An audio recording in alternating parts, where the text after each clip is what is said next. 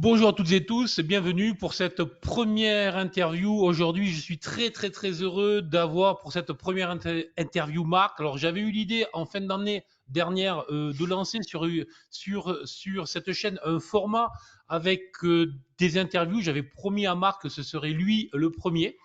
Et ben, j'imagine que vous le connaissez, mais je vais le laisser se présenter ou se représenter avec son cursus large, avec tout ce qu'il fait. Et je pense que Marc, pour cette chaîne, est vraiment d'un très grand intérêt parce qu'il touche à tout, il connaît énormément de monde, énormément de choses dans le monde du trading. Donc Marc, je me tais, je pose les questions et c'est toi qui parles. Vas-y.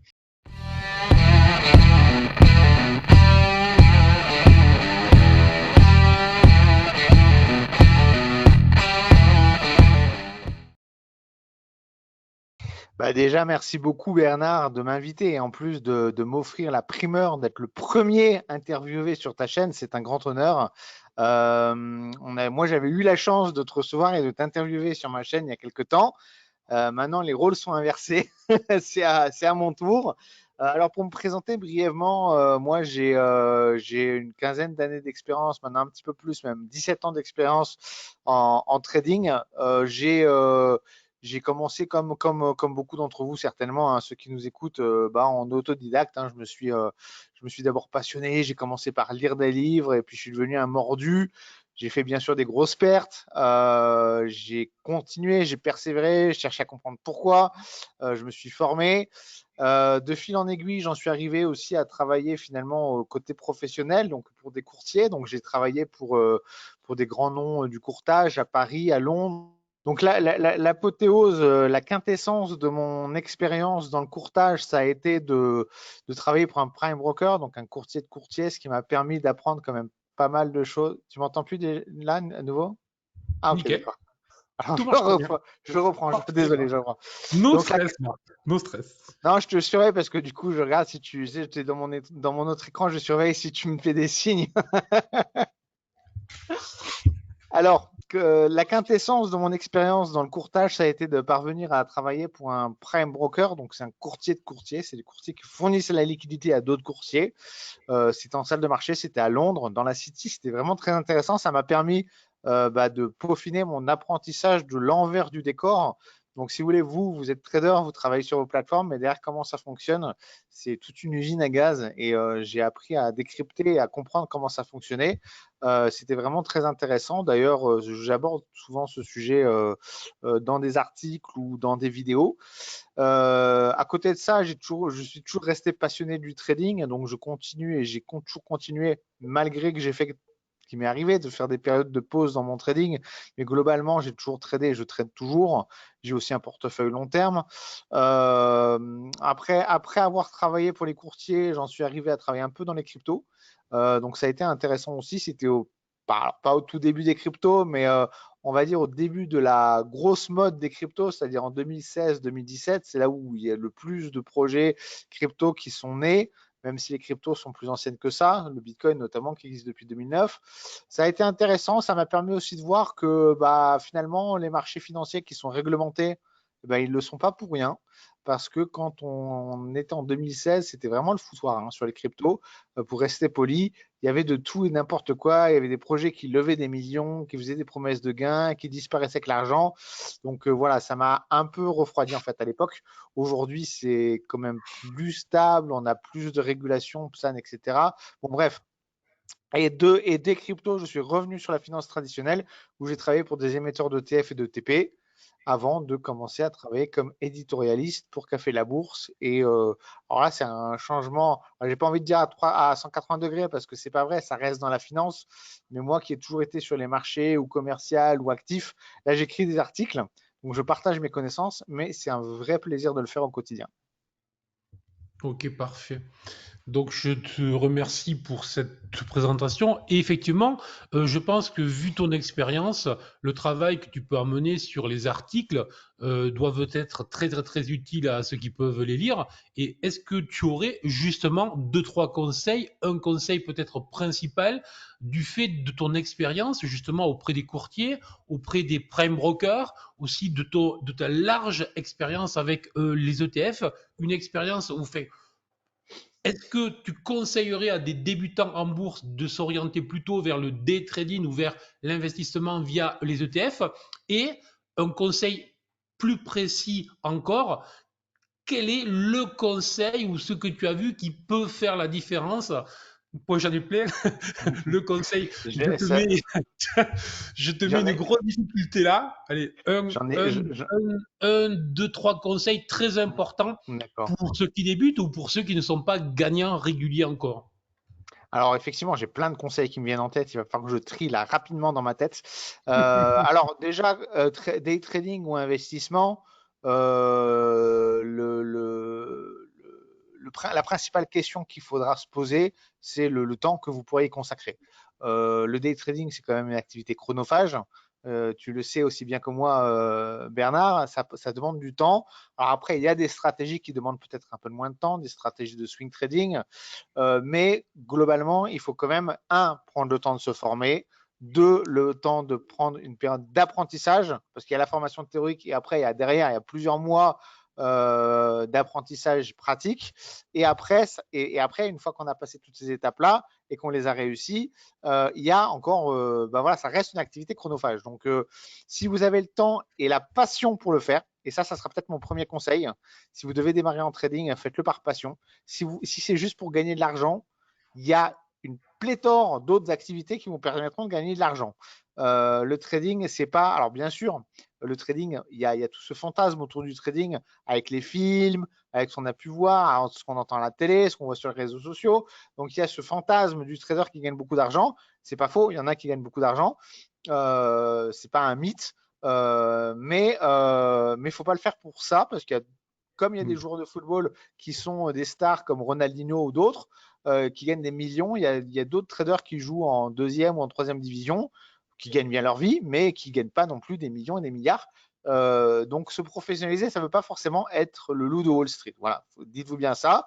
Donc ça va prendre du temps. Et si vous ne le faites pas par passion, ça reste quand même difficile. C'est quand même pour ceux qui veulent se lancer dans le trading, c'est toute une aventure. J'ai envie de dire, c'est l'aventure d'une vie, autant au niveau personnel, psychologique. Vous allez en apprendre beaucoup sur vous-même aussi.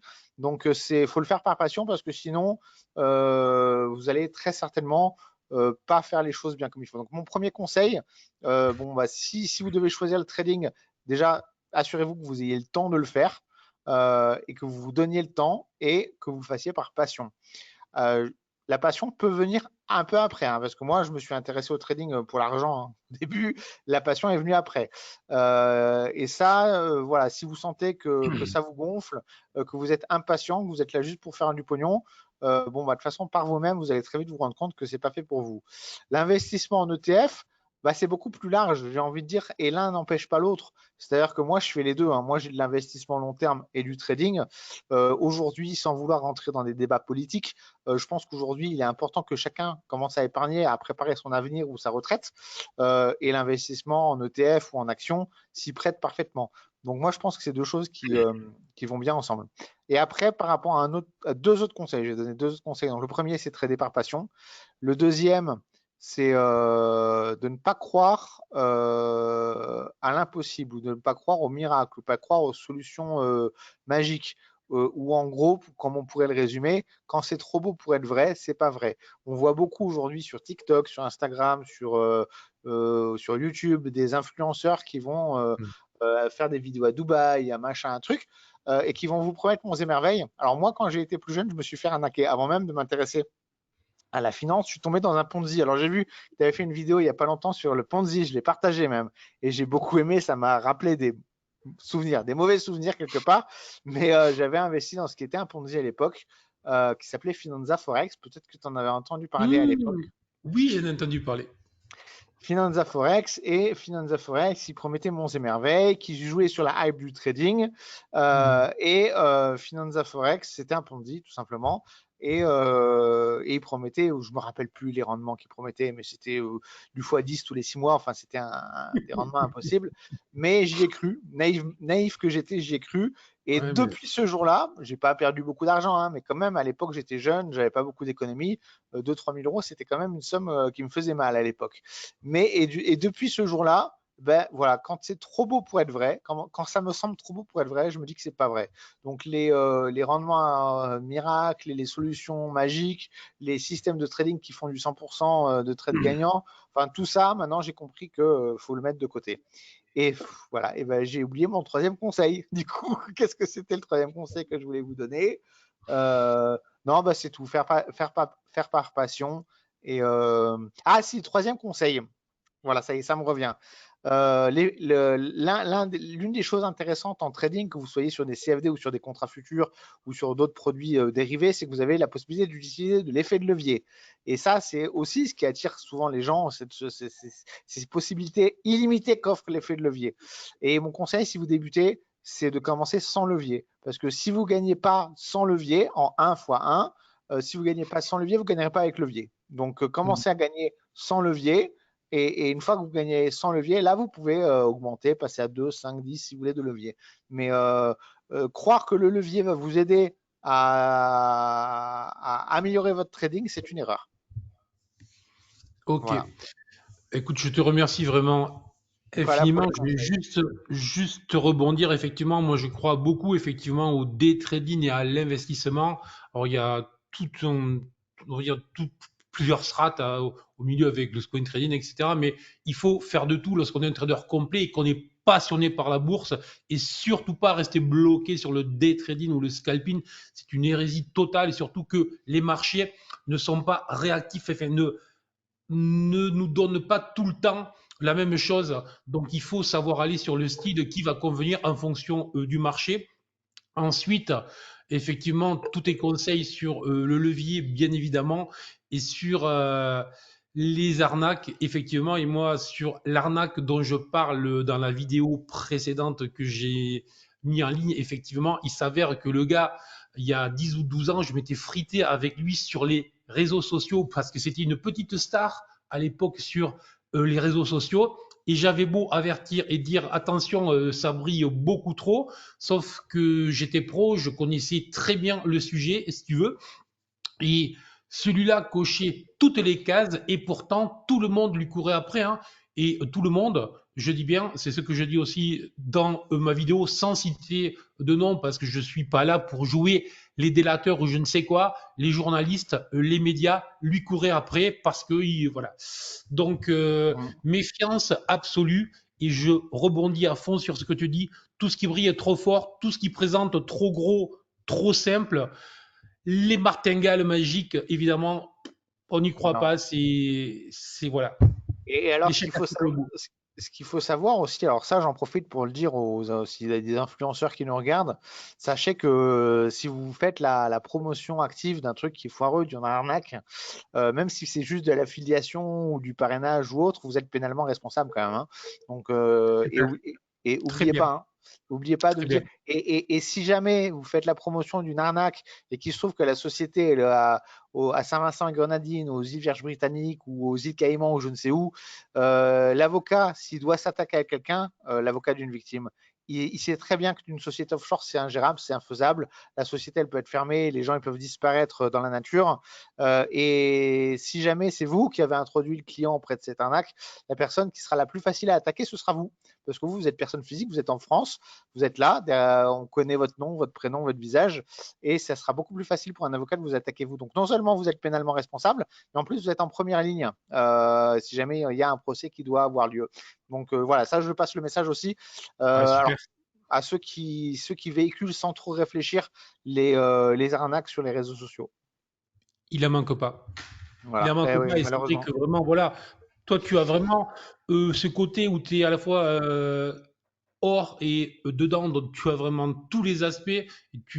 Donc c'est vraiment très, très, très intéressant ce que tu nous dis là et c'est vrai que je pense que puisqu'on en voit trop vraiment, enfin moi je trouve que c'est trop quand même au bout d'un moment. C'est vrai qu'on s'est souvent rejoint sur le sujet d'une certaine éthique. Alors, il ne faut pas rêver. On est dans deux milieux. Bon, on va dire voilà. Mais il y a quand même des limites, je trouve. Et là, je trouve moi personnellement que les limites sont trop largement dépassées. Alors que Mm. franchement, il y a de quoi se faire plaisir en faisant son métier proprement, en le faisant bien et en le faisant de manière honnête, je veux dire. Donc voilà. Bah, moi, je vais te donner un exemple également sur le plaisir qu'on peut avoir. C'est-à-dire que il y a quelques années, il y a peut-être une dizaine d'années, il y avait plein de courtiers. Alors, il y avait les options binaires, il y avait les courtiers Mm. CFD un peu partout. Il y en avait plein. Il y avait beaucoup plus de courtiers qu'aujourd'hui sur la Oui, place, beaucoup plus d'offres. Il y a un gros nettoyage qui a été fait par les régulateurs, notamment l'AMF. Il y a MIFID, un gros nettoyage, enfin, voilà, il y a eu un MIFID gros. surtout. Ouais. Ouais. Et aujourd'hui, aujourd'hui, il en reste plus beaucoup, mais par contre, c'est des sérieux. Alors, j'ai ceux qui sont à Paris qu'on retrouve, voilà, c'est des courtiers sérieux. Il y a un cadre qui est beaucoup plus strict. Les courtiers sont beaucoup plus contrôlés. Et avant, pour ceux qui découvrent le trading aujourd'hui, je peux vous dire qu'à 10 ans, non seulement il fallait être bon, se former, être un bon trader, ce qui déjà n'est pas facile, mais en plus, il fallait bien choisir son courtier parce que on pouvait se retrouver avec des gros problèmes. Aujourd'hui, si on va sur un courtier qui est réglementé par l'AMF, qui est sur le site Regafi, qui est présent en France, alors il y a encore des courtiers dans les îles Vierges britanniques, dans les îles, dans les machins, dans les trucs. Bon, ça, si vous allez là-bas, c'est votre faute, j'ai envie de dire, hein. Mais si vous allez aujourd'hui sur un courtier qui est régulé en France et qui est régulé par l'AMF, vous n'avez plus les problèmes qu'on a pu avoir ces derniers temps. C'est quand même nettement plus agréable de pouvoir trader. D'une part, les marchés sont suffisamment difficiles pour pas qu'on soit toujours en train de regarder derrière soi si on ne se fait pas planter un couteau dans le dos. Exactement. Ouais. Enfin, moi, ça, c'est aussi un point sur lequel je mets toujours l'accent. J'explique bien, notre job de trader, c'est un job de gestion du risque. C'est pas un job où l'on rêve, on gère son risque. Et puis après, les marchés font que ça paye. Et la première gestion du risque, c'est le choix du courtier. Parce que c'est là où l'on va déposer son capital. Donc, aller le déposer pour aller gratter quelques cents sur les opérations dans un paradis fiscal, c'est une absurdité folle, tout Hum. simplement. Je voudrais connaître, puisque tu as la double casquette d'investisseur, trader et de toutes tes activités, est-ce que tu as des projets futurs, des objectifs futurs, autant pour ton activité professionnelle que pour le trading, pour l'investissement? Est-ce que tu fonctionnes en objectif ou est-ce que tu fonctionnes en c'est le moment qui décide et qui va faire que non, mais c'est intéressant, tu vois. Là, je vais plus loin, hein. L'interviewé, c'est toi. Donc voilà, est-ce Non, que mais tu fonctionnes en objectif ou c'est le moment qui fait que tu vas dire que la semaine prochaine, tu as une offre et tu vois quelque chose en trading et voilà, alors sur le double plan donc. alors c'est super intéressant ce que tu dis parce que justement, je suis en train de réfléchir à certaines choses. Je me suis dit, c'est vraiment à l'étape embryonnaire. Alors pour l'investissement, mon objectif, c'est très simple, hein. Tous les mois, je fais ce qu'on appelle du dollar cost averaging, c'est-à-dire que tous les mois, je rachète un petit peu les actions que j'ai en portefeuille. C'est des actions. Alors moi, autant en trading, je prends énormément de risques, même peut-être trop des fois. Je suis peut-être un peu trop casse-cou sur la prise de risque en trading. Et ça, voilà, je l'avoue, je le D'accord, reconnais. Mais d'accord. autant sur l'investissement de long terme, oh là là, je suis un papy, quoi. Je suis un papy, j'achète du Danone, du Mondelez, du Nestlé, du Pernod Ricard, des C'est trucs. vrai que j'ai vu ta liste. Je me suis dit, et je, j'ai quand même remarqué que ça touchait beaucoup à À la bouffe. l'alimentaire quand même, hein. L'alimentaire, j'ai trouvé en Alors, plus. ça, c'est l'amour de ma vie, l'alimentaire, hein. Qu'est-ce que tu veux que je te dise? Non, non, mais je Non, le sais, je sais, je sais. C'est pour ça non, que je t'en parle, moi. en fait, il y a plusieurs raisons. Moi, ce portefeuille-là, c'est du très long terme. C'est-à-dire, c'est minimum 20-30 ans. Ah J'ai oui, continué à alimenter, voilà, grâce aux fractions d'actions avec mon courtier, je peux acheter toujours le même montant. C'est un portefeuille équipondéré sur une quinzaine d'actions. Euh, d'accord. c'est- voilà, c'est diversifié au niveau géographique, mais c'est pas diversifié du tout au niveau sectoriel. Effectivement, on est sur Ouais, la consommation défensive.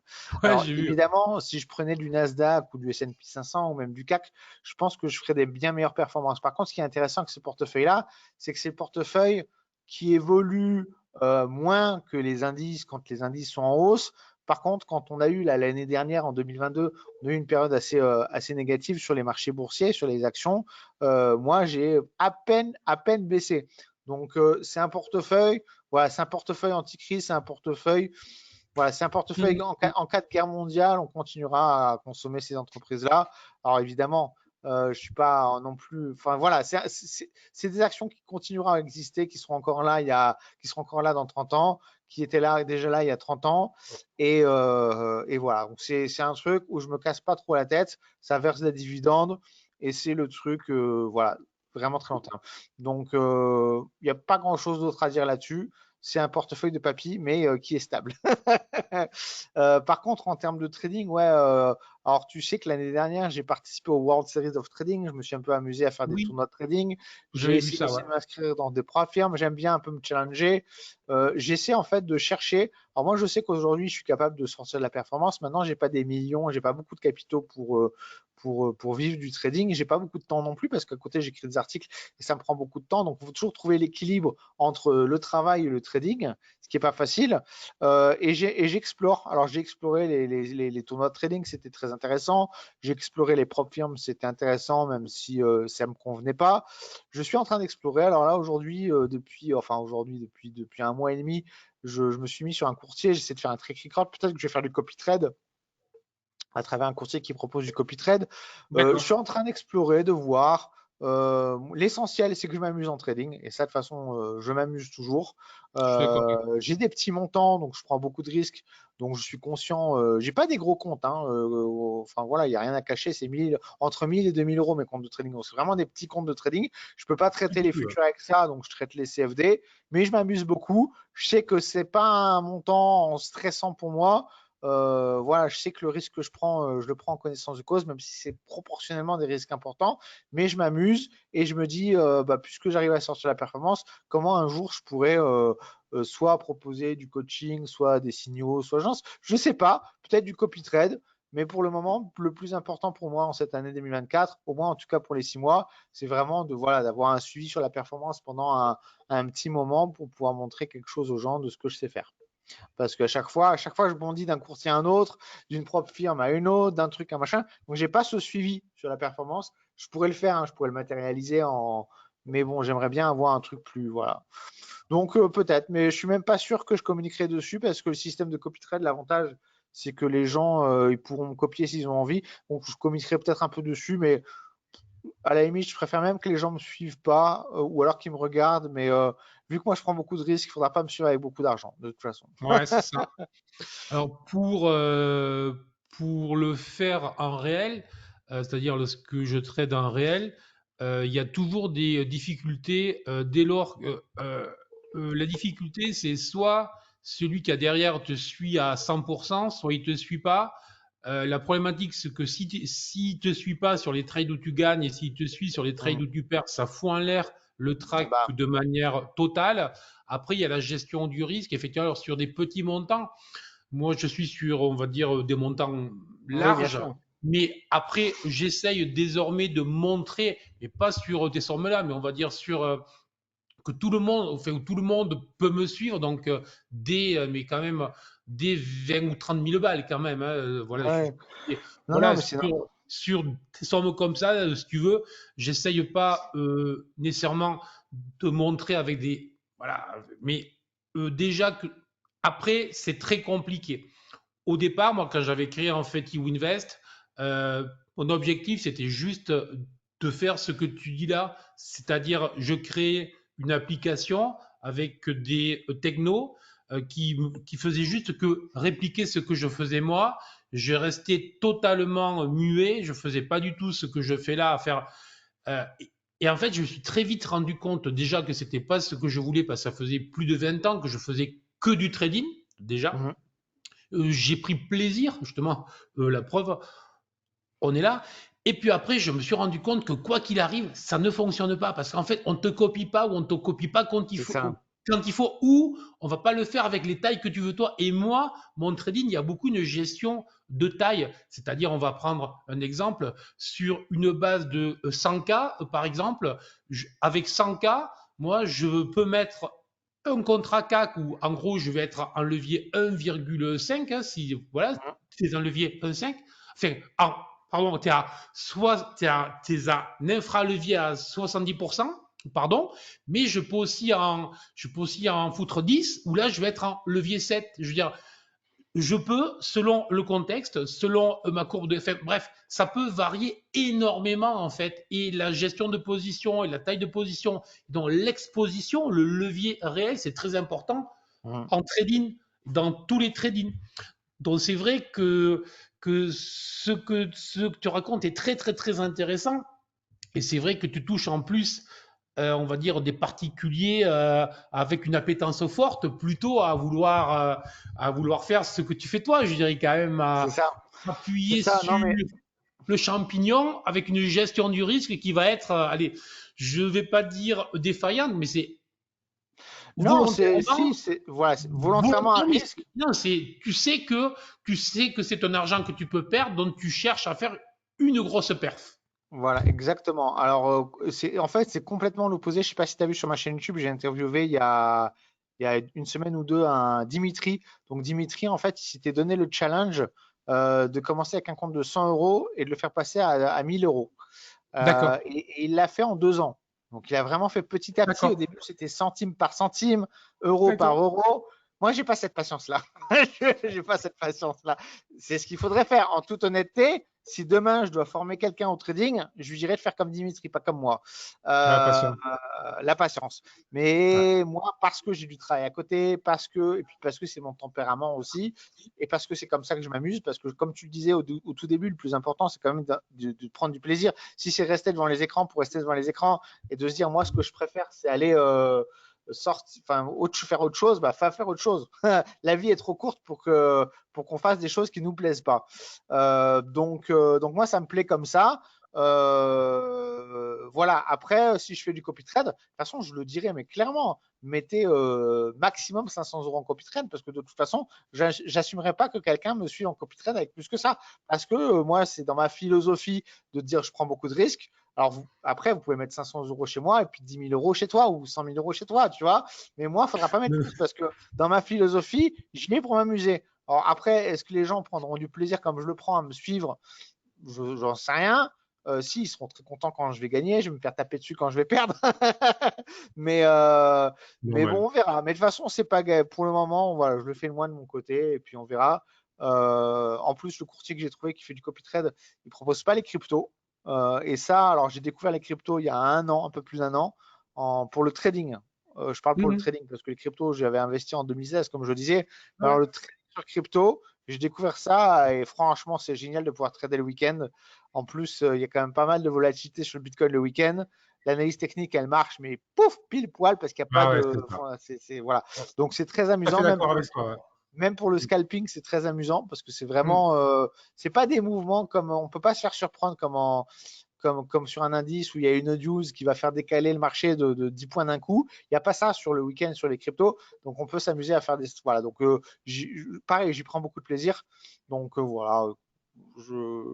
Pour le moment, j'aimerais bien peut-être lancer un truc de trade, mais on va voir si ça se fait, si ça se fait pas, s'il y a des gens qui me contactent, il y a de l'intérêt, si les gens comprennent aussi la philosophie, parce que si je vois qu'il y a des mecs qui commencent à me suivre avec des grosses sommes, moi je dirais tout de suite non, non, oula, non. Et puis voilà, l'essentiel comme tu dis, et je pense que c'était aussi mon premier conseil, le faire avec passion, mais le faire avec plaisir aussi. C'est ça. Super. Bon, ben écoute, je pense que on va arrêter là pour cette interview. Je vais suivre parce que c'est toi qui me l'as appris, donc d'essayer de faire une trentaine de minutes. Je pense qu'on a largement dépassé en plus, mais Ouais, c'était franchement très très très sympa, très agréable. Je pense que ceux qui écouteront cette interview plus tard vont en apprendre beaucoup. Je mettrai le lien de ta chaîne si tu veux que je mette merci. des liens de tes sites, de ton Twitter, de tout ce que tu veux. Mes Tu réseaux me les sociaux, ma envoies. page Facebook ou mon ouais, je t'enverrai Envoie-moi les liens. tous les liens que tu veux que je mette sous la vidéo. Et écoute, vraiment, je te remercie infiniment pour tout ce que tu as dit, pour toutes les paroles de sagesse, toutes les paroles de sérieux. Sur le risque que tu prends, bien évidemment, tu as Ne bien faites pas précisé ce que je fais. que c'était que sur des petits comptes et tu avertissais les gens. Donc là, on est bien Non, mais d'accord aussi. je Tout peux est pas très dire très mieux. clair.